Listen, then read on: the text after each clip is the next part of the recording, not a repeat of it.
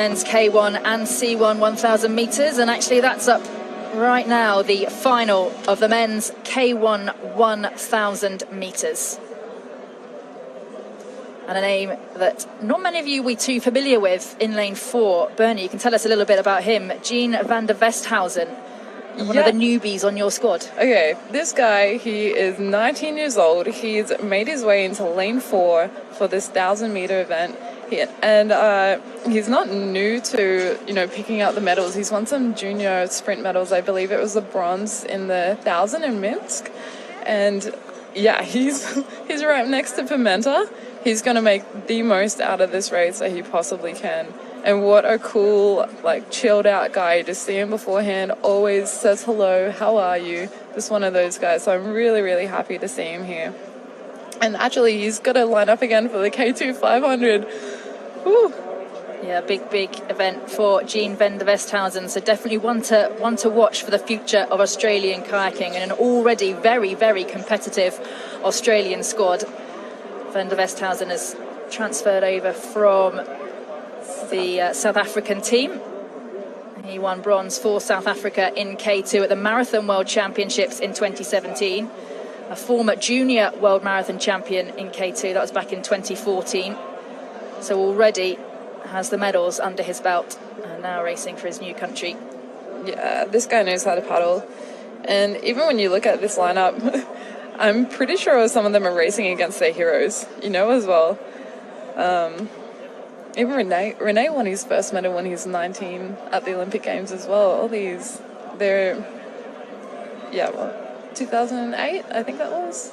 You've got a very, very good memory. Yeah, better memory than I have. That's really good. Well, like you say, Poulsen of Denmark, 30 years old, in his 13th year on the senior circuit. So, I'm sure John was watching that race as a child. Well, there we go. Yeah, another youngster here in this men's K1000 metre final. Tamás Getcher of Germany. He's in lane 1, just 21 years old. Alongside him, Balint Kopas of Hungary, a former junior world champion in this event in 2015. Also a silver medalist at the European Championships last year, finishing 4th at the World Champs too. Out there in lane 3 on the left-hand side there, in the red baseball cap, you can see Fernando Pimenta. I don't have time to list the medals that he won, but he did win gold in the K1000 and 500 at Poznan. There we have Jean van der Westhausen of Australia. Really, really exciting to see how that young athlete can step up against this absolutely packed field. Pimenta of Portugal, reigning world and European champion in this event. Gold last week in Poznan. He's won the European title 3 years running. Watch him, he'll go out very, very fast indeed. Josef Dostal of the Czech Republic. Another one with plenty of medals in his trophy cabinet. Reigning world champion in the K1 500. In lane 7, representing France, that's Etienne Hubert, 31 years old now. An accomplished crew boat paddler, but has really started focusing more on the K1 over the last couple of seasons and doing very well at that. Rafał Rosowski of Poland is in lane 8. And in lane 9, representing Denmark, that's René Poulsen, the world champion in this event in 2015 and the European champion in 2013. Picked up the bronze medal last week in the K2. Well, the battle is underway, and it looks like Rafał Rosowski of Poland has dropped back off the start already. He's given himself an awful lot of work to do, and already he's slipping backwards. He's also got to go through a huge flock of geese, which isn't going to help anybody. But in the lead at the moment, Fernando Pimenta, we always see him go out fast and hard, and it's always going to be about whether he can hold on to that lead for the whole 1,000 metres in this event. Yeah, we've seen him do it before, and I'm putting my bets on he's going to be doing it again. He loves to race, he loves to win. A really, really relaxed stroke there from Josef Dostal in lane 6 in that yellow and black stripy boat. Just saw him look across to his right to see where Fernando Pimenta is. Dostal looks like he has a slight lead at the moment. Is that something you would do, Bernie? In over 1,000 meters, would you take a glance to either side to see what your rivals are doing? You want to keep like a feel of where they are, right? But I would be just trying to be consistent. I'm pretty sure John's race plan is to be consistent and really hitting that last 300. Well, at the moment, in this men's K1 1,000-meter final, it's a battle out the front between Dostal and Pimenta. It's Dostal of the Czech Republic who has the lead at the moment, reigning world champion in the K1 500 meters. He's pulling away slightly from Pimenta. Pimenta looking so classy and relaxed as well, driving those legs. It's not all about arms, it's about legs, it's about rotation, it's about reach. Yeah, keeping those lungs open as well. You can see his shoulders are right down and he's really got that chest up. He's sucking in all that air, trying to filter that lactate. And you can see Dostal here. He barely fits in his boat, but he is huge. And look at him leg driving. This guy wants to win so bad again. And he looks cool as well. His hat's on backwards. He's sitting on top of his boat, really, rather than sitting in it, isn't he? Yeah. We can see a big contrast between him and Fernando Pimenta, whose power to weight ratio must be incredible for Pimenta. Yeah. They're almost up to, they're past midway. Yes, this is where that breathing comes in for sure. They're going to start that sting. They've got 250 metres left here in this men's K1 1,000 metre final. And this is 250 metres that is going to count. This is where it is won or lost. Count those that went out fast. 200 metres left to go. Dostal is in the lead ahead of Pimenta, who has got enough left in the tank for a big finish. Roman Anoshkin of Russia is starting to push up. So is Balint Kopas of Hungary. Can they make their way into the medals? Pimenta and Dostal still going head-to-head for the gold. At the moment, it's with Dostal of Czech Republic in the yellow boat. Pimenta taking a look to his left to see where Dostal is, and he is just in the lead. Keep an eye on lane 9 as well of René Poulsen of Denmark. Dostal and Pimenta go head-to-head.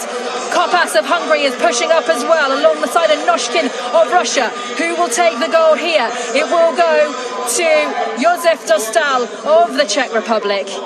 And it looked like Roman Anoshkin and Balint Kopas of Hungary taking silver and bronze, with Fernando Pimenta out of the medals for the first time in my memory, at least. Wow, what a finish. And Dostal put his nose in front the whole race. He put it there, he kept it there. That's where he wanted to be. And it actually looked incredibly controlled. He didn't look like he was fading over the last 100 metres. Yeah, I guess when you know you're in a good place and you know you're fit, you're in control. And that's what he looked like. And like Pimenta, again, awesome race, just that last little bit. But wow, the Russian, again, his shoulders are down. Such focus. Again, you can see the leg drive as they power through. Yeah, and I guess what you want to look for about moving a boat, like 1,000 meters, or you want that boat run, right? His blade goes in, his boat moves.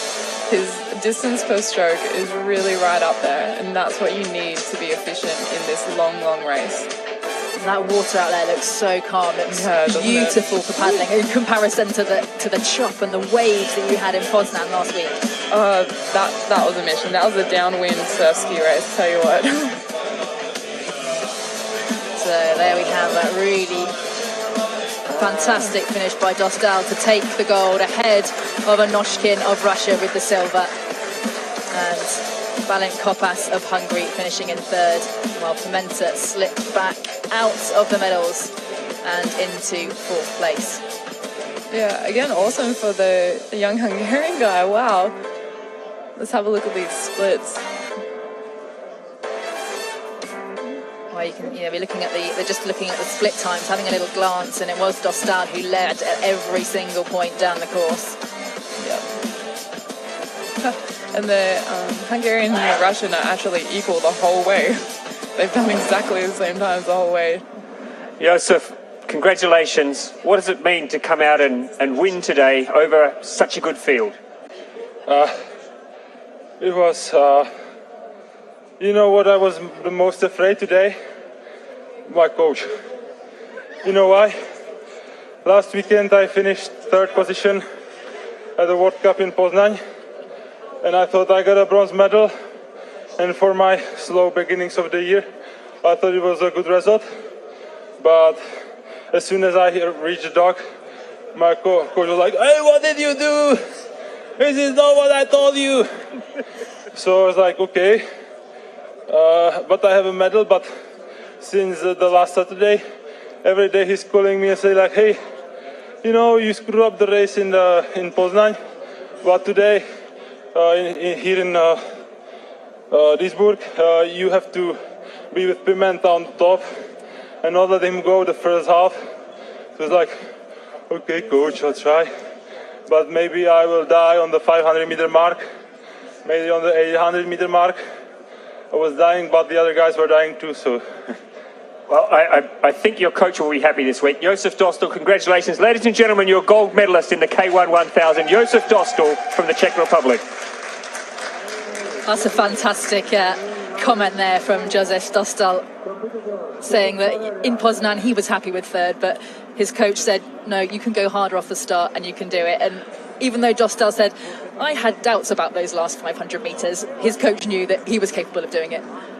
Yeah, I guess his coach is the one that's been measuring his performance on the way up to here. But I love Dostal's interviews.